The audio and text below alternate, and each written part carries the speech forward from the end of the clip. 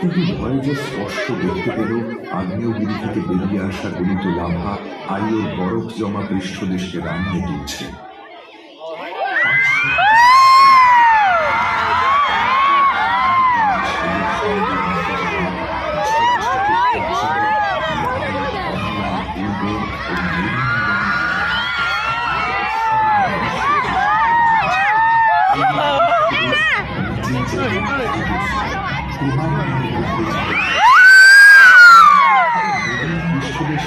ইতস্তত ছড়ানো অদ্ভুত নিচু জমি আর অতি উঁচু পর্বত যা পৃথিবীর যেকোনো পর্বতের জগতের কল্পনাকে ব্যাখ্যা প্রদান করে শতাধিক জীবিত সৌরজগতের এক সক্রিয় স্থান হিসেবে প্রতিষ্ঠিত হয়েছে।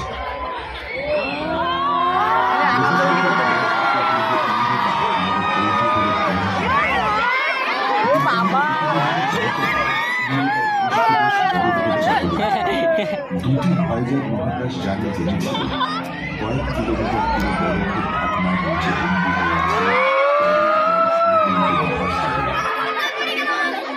আসলে পৃথিবীতে যে পরিমাণ জল রয়েছে ইউরোপায় রয়েছে তার তুলনায় অনেক বেশি।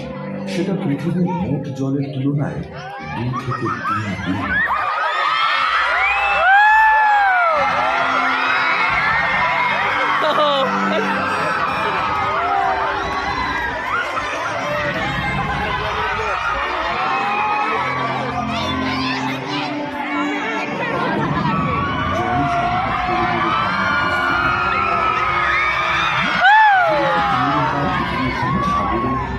অজানা গ্রাম তার অস্তিত্ব কায়েম করেছে। সম্ভবত আমরা কোনোদিন হয়তো ইউরোপার বরফ ঠান্ডা জলের প্রাণ খুঁজে পাব না, কিন্তু অতি ক্ষুদ্র প্রাণের উপস্থিতিও বৈজ্ঞানিক অনুসন্ধানের ক্ষেত্রে এক বিপ্লবের সূচনা।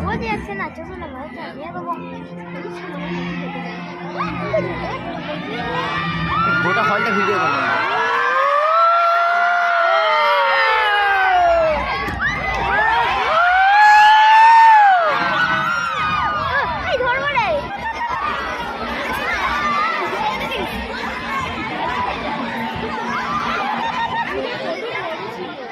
ভয়েজারের ভ্রমণসূচিতে বৃহস্পতি ছিল প্রথম গ্রহ।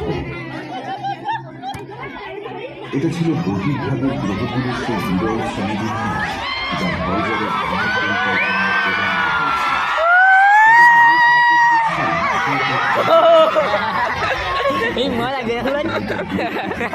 জ্যোতির্বিজ্ঞানীদের করেছে বছর ধরে।